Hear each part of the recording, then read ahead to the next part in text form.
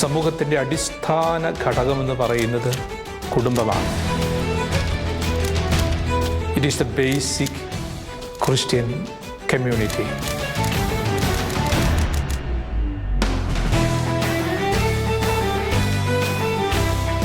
ദൈവത്തിൻ്റെ വലിയ തിരുനാമത്തിന് നിത്യമഹത്വമുണ്ടായിരിക്കട്ടെ.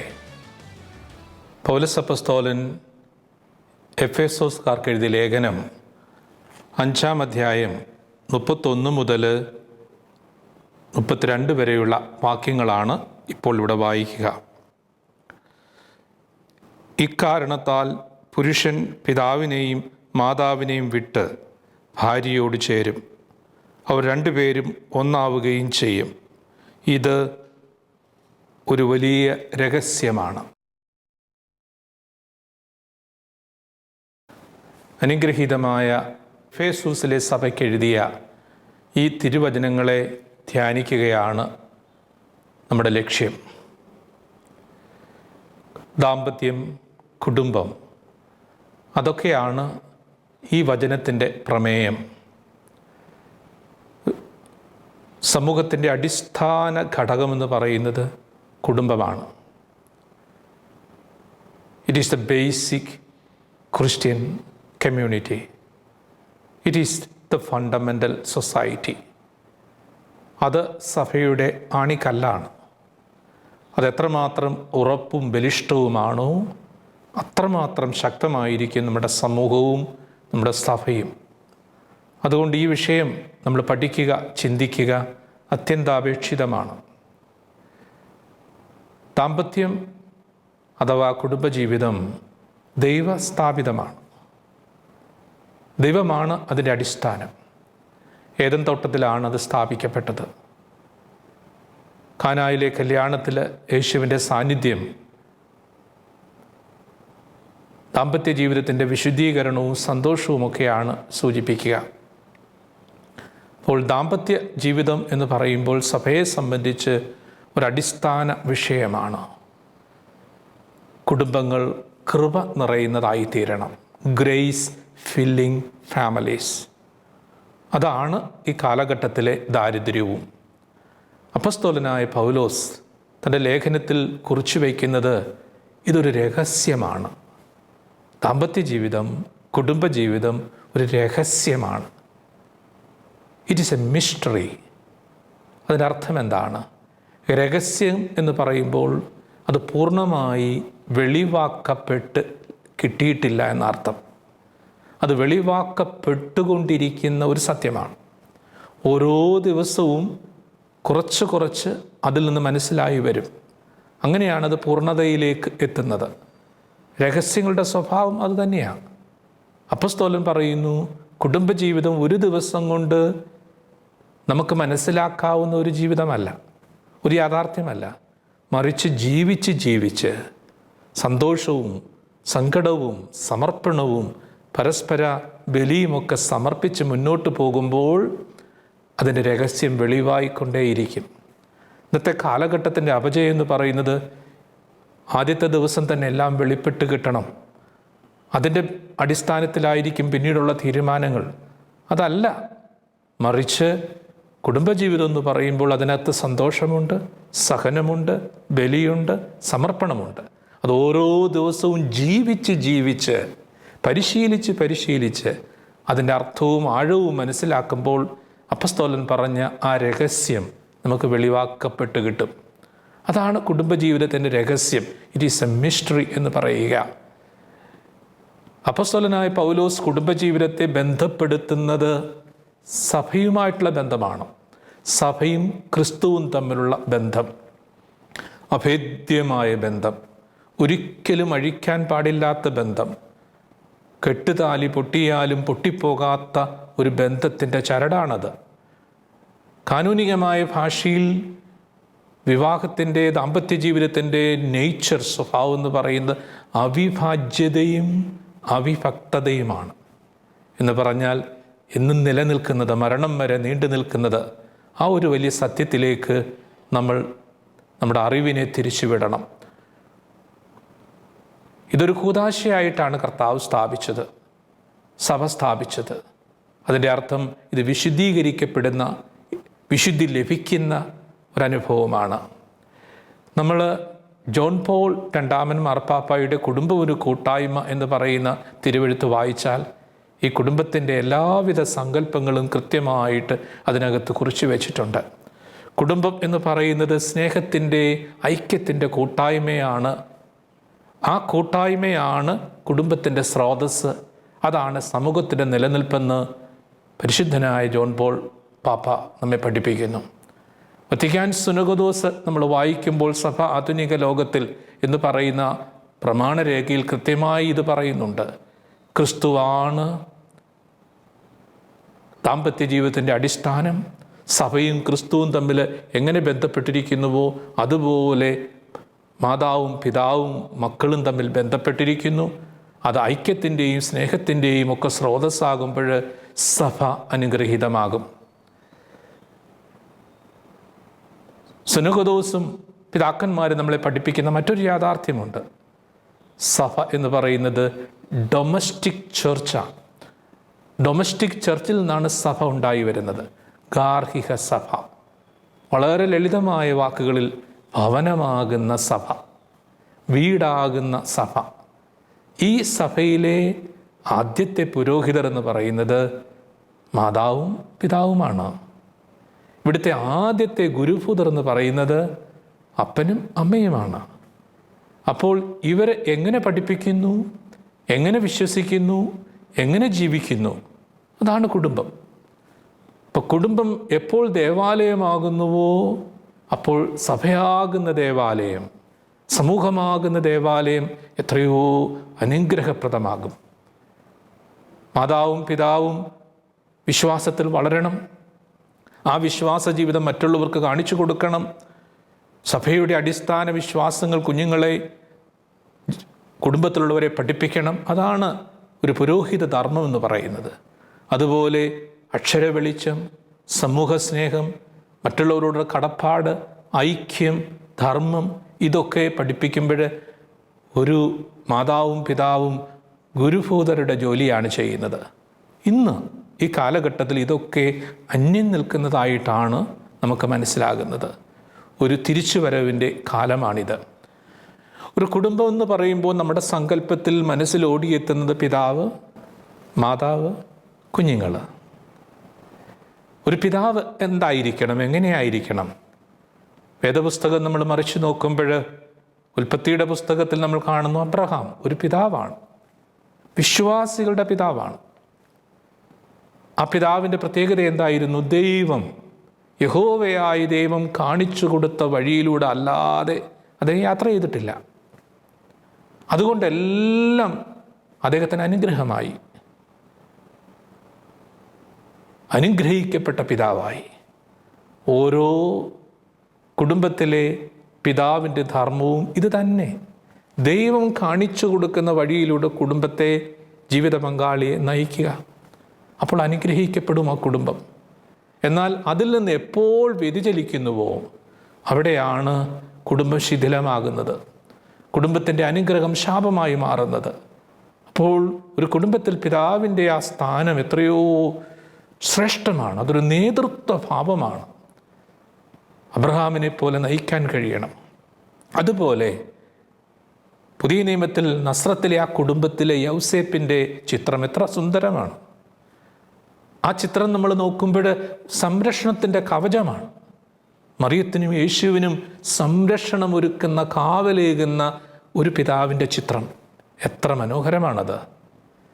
ഈജിപ്തിലേക്ക് രാവിൻ്റെ മറവിൽ കുഞ്ഞിനെയും എടുത്തുകൊണ്ട് പോകുമ്പോൾ ആ പിതാവ് അനുഭവിക്കുന്ന ക്ലേശം, നസ്രത്തിൽ നിന്ന് ബേദലഹേമിലേക്ക് പോകുമ്പോഴുണ്ടാകുന്ന ക്ലേശം, വഴിയാത്രയിൽ കുഞ്ഞിനെ നഷ്ടപ്പെടുമ്പോഴുണ്ടാകുന്ന മാനസിക വ്യത, ഇവിടെയെല്ലാം സംരക്ഷണത്തിൻ്റെ, കാവലിൻ്റെ കവചമായി നിൽക്കുന്ന യൗസേപ്പ് ഓരോ കുടുംബനാഥൻ്റെയും പ്രതീകമാണ്. അങ്ങനെ കുടുംബത്തെ ഒന്ന് നവീകരിച്ചാൽ കുടുംബം എത്രയോ സന്തോഷപ്രദമായ ഒരു ജീവിതാനുഭവമാകും, എത്രയോ വലിയൊരു രഹസ്യമാകും. ഒരമ്മ കുടുംബത്തെ സംബന്ധിച്ച് ആത്മീയ സ്രോതസ്സാണ്. സുഭാഷിതങ്ങളുടെ പുസ്തകം 31:10 നമ്മൾ വായിക്കുന്നത് ഇങ്ങനെയാണ്: ഒരു മാതാവ് സ്നേഹവും വാത്സല്യവും ആത്മീയമായ ശിക്ഷണമുള്ളവളും അധ്വാനിക്കുന്നവളുമായി തീരണം. മറിയത്തിൻ്റെ സ്തോത്രഗീതത്തിൽ നമ്മൾ പാടുന്നു: തലമുറകൾ തോറും എന്നെ ഭാഗ്യവതി എന്ന് പ്രകീർത്തിക്കും. ഓരോ അമ്മയും പ്രാർത്ഥിക്കേണ്ട ഒരു പ്രാർത്ഥനയാണ് ഇത്, പാടേണ്ട ഒരു പാട്ടാണിത്. എല്ലാ തലമുറകളും, തൻ്റെ തലമുറയിലുള്ള എല്ലാവരും തന്നെ ഭാഗ്യവതി എന്ന് പ്രകീർത്തിക്കത്തക്ക രീതിയിൽ ഒരമ്മ ഉയരണം, അമ്മയുടെ സ്ഥാനം എത്തിച്ചേരണം. ഏറ്റവും പ്രധാനപ്പെട്ടത് ഒരു അമ്മയുടെ മുഖം മറിയത്തിൻ്റെ മുഖമാണ്. അത് ഇതാ ഞാൻ കർത്താവിൻ്റെ ദാസി എന്ന് പറഞ്ഞുകൊണ്ട് കീഴടങ്ങുന്ന ഒരു മറിയത്തിൻ്റെ മുഖം. പരിശുദ്ധ അമ്മയുടെ മുഖവും ഭാവവും ഒക്കെ കുടുംബത്തിലൊരു മാതാവ് എപ്പോൾ ആർജിക്കുമോ അപ്പോഴാ കുടുംബം സന്തോഷമുള്ളതാകും, നസ്രത്തിലെ കുടുംബമാകും. നമ്മൾ മത്തായിയുടെ സുവിശേഷം 2:18 വായിക്കുന്നുണ്ട് ഒരു അമ്മയുടെ കഥന. റാഹേൽ തൻ്റെ മക്കളെ ചൊല്ലി വിലപിക്കുന്നു. അവളുടെ കരച്ചിലടക്കാൻ ആർക്കും കഴിയുന്നില്ല. ഈജിപ്തിലേക്ക് ഒളിച്ചോടി യേശുവിനെയും കൊണ്ട് യാത്രയാകുമ്പോൾ ഹേറോദോസ് തൻ്റെ പടയാളികളെ അയച്ച് കുഞ്ഞുങ്ങളെ കൊല്ലുന്ന ആ സംഭവത്തിലാണ് റാഹേലിന് തൻ്റെ കുഞ്ഞിനെ നഷ്ടപ്പെടുന്നത്. അവളുടെ ആ സങ്കടത്തിൽ ആർക്കും അവളെ ആശ്വസിപ്പിക്കാൻ കഴിഞ്ഞില്ലെന്നാണ് വേദപുസ്തകം പറയുക. കുഞ്ഞുങ്ങളോടുള്ള സ്നേഹം, അദമ്യമായ സ്നേഹം. ഈ കാലഘട്ടത്തിൽ കുഞ്ഞുങ്ങളെയൊക്കെ ഉപേക്ഷിക്കുന്ന, ഉദരത്തിൽ വെച്ച് തന്നെ വേണ്ടെന്ന് വെക്കുന്ന അമ്മമാരുടെ മുന്നിൽ വലിയ ചോദ്യമാണ് റാഹേൽ എന്ന് പറയുന്ന ഒരു വ്യക്തി. അപ്പോൾ മറിയത്തിൻ്റെ മുഖം വേണം, റാഹേലിൻ്റെ പുത്രസ്നേഹം വേണം. ഇതെല്ലാം കൂടെ കാത്തു സൂക്ഷിക്കുമ്പോഴാണ് നല്ല ഒരമ്മ പറയുക. ഇനിയും കുഞ്ഞുങ്ങളാരാണ്? അവർ ദൈവത്തിൻ്റെ ദാനമാണ്, ദൈവം നൽകിയവരാണ്, ദൈവത്താൽ വിളിക്കപ്പെട്ടവരാണ്. മാതാവും പിതാവും ദൈവത്തിൻ്റെ സൃഷ്ടികർമ്മത്തിൽ പങ്കുചേരുമ്പോഴാണ് ഒരു കുഞ്ഞ് ജനിക്കുന്നത്. ആ കുഞ്ഞ് എങ്ങനെ വളരണം? ജ്ഞാനത്തിൽ വളരണം, പ്രായത്തിൽ വളരണം, ദൈവസ്നേഹത്തിൽ വളരണം, മനുഷ്യപ്രീതിയിൽ വളരണം. ഇതാണ് കുഞ്ഞിൻ്റെ വളർച്ചയുടെ ചതുർവിധ ഘടകങ്ങൾ. അത് വേദപുസ്തകത്തിൽ യേശുവിൻ്റെ വളർച്ചയുമായിട്ട് ബന്ധപ്പെടുത്തി സുവിശേഷകൻ പറയുന്ന കാര്യമാണ്. ദൈവസ്നേഹത്തിലും പരസ്നേഹത്തിലും ജ്ഞാനത്തിലും പ്രായത്തിലും കുഞ്ഞ് വളരണം. ആ കുഞ്ഞ് ഒരനുഗ്രഹമായി തീരാനുള്ള ഒരു വിളിയാണ്. ഇന്നത്തെ കാലഘട്ടത്തിൽ ഒരു കുഞ്ഞ് വളരുമ്പോൾ അവന് ശാരീരിക വളർച്ച വേണം, ആത്മീയ വളർച്ച വേണം, സാമൂഹ്യ വളർച്ച വേണം, മനഃശാസ്ത്രപരമായ വളർച്ച വേണം. ഏതെങ്കിലും ഒരു തരത്തിലാണ് ബൗദ്ധികമായ വളർച്ച മാത്രമേ നമ്മൾ ലക്ഷ്യം വയ്ക്കുന്നുള്ളൂവെങ്കിൽ ആ കുഞ്ഞ് നമ്മുടെ സമൂഹത്തിനൊരു അനുഗ്രഹമാകണമെന്നില്ല. ശാരീരികമായ വളർച്ച മാത്രമേ ലക്ഷ്യം വയ്ക്കുന്നുള്ളെങ്കിൽ അതും അനുഗ്രഹകരമാകില്ല. എല്ലാ ഘടകങ്ങളും ഒത്തുചേരുമ്പോഴാണ് ഒരു കുഞ്ഞ് കുടുംബത്തിനും സമൂഹത്തിനും സഭയ്ക്കും അനുഗ്രഹമാകുന്നത്.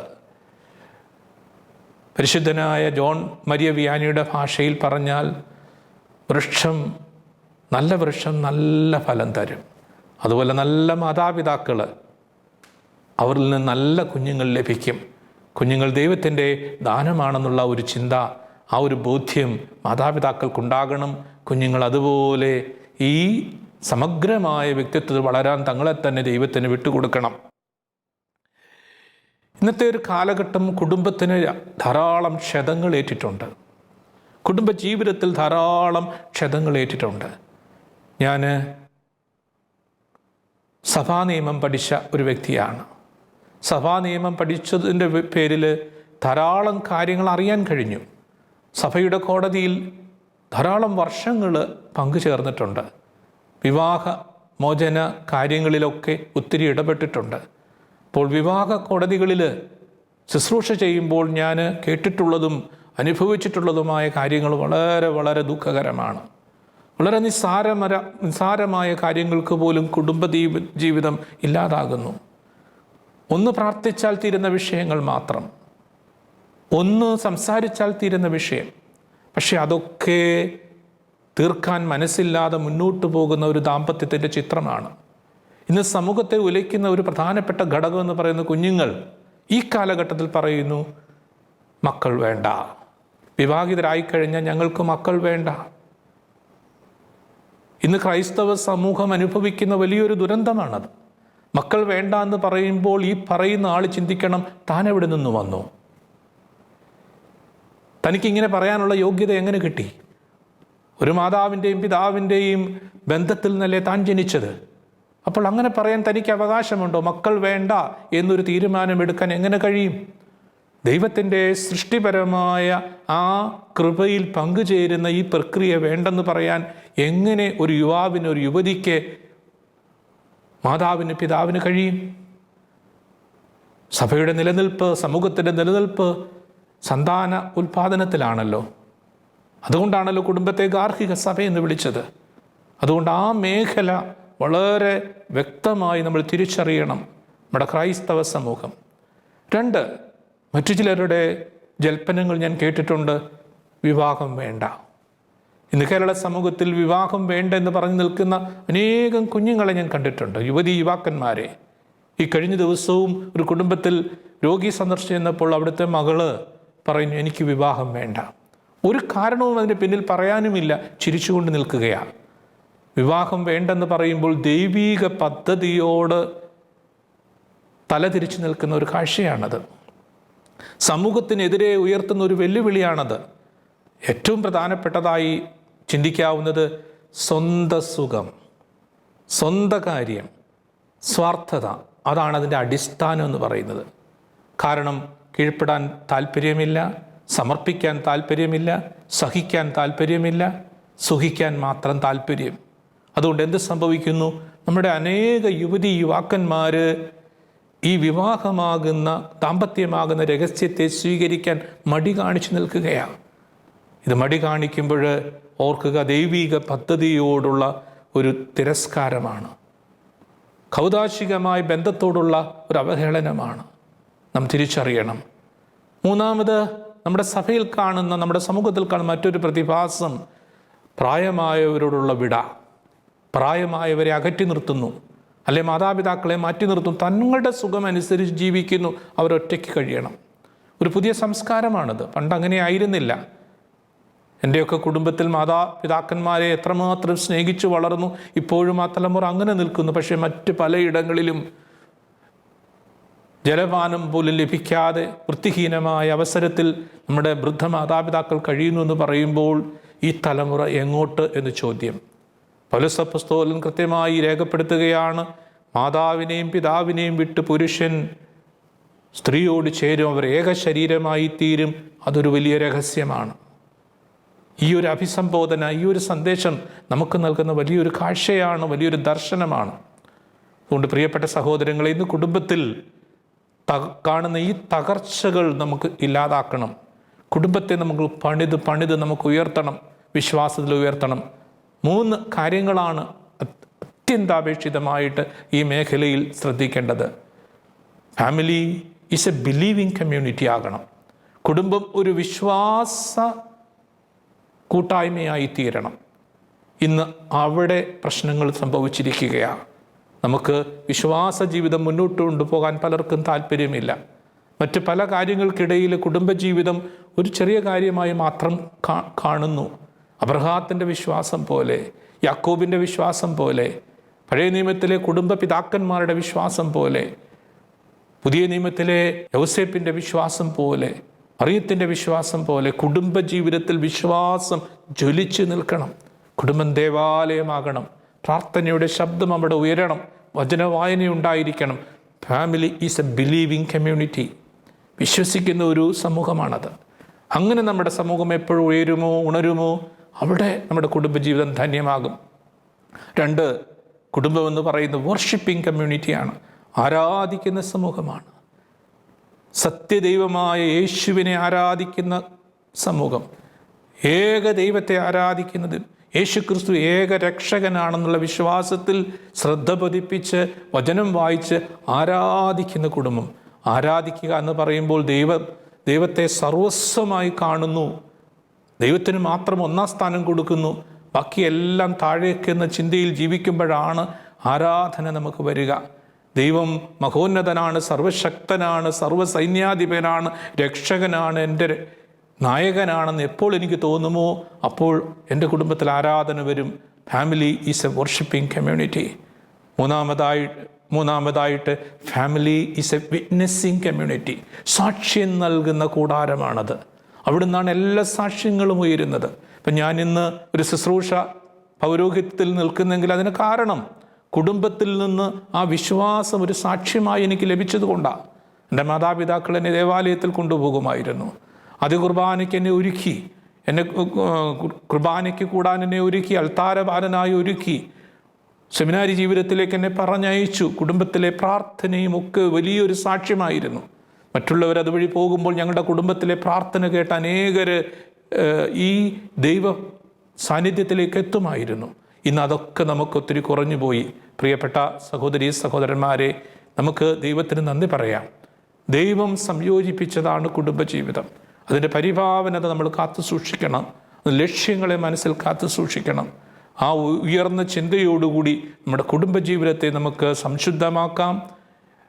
Believing community, worshipping community, witnessing community എന്ന ആ വലിയ ചിന്തകൾ നമ്മുടെ ജീവിതത്തെ നയിക്കട്ടെ. സർവശക്തനായ ദൈവത്തിൻ്റെ എല്ലാ അനുഗ്രഹങ്ങളും ഏവർക്കും പ്രാർത്ഥിക്കുന്നു. ദൈവം അനുഗ്രഹിക്കട്ടെ.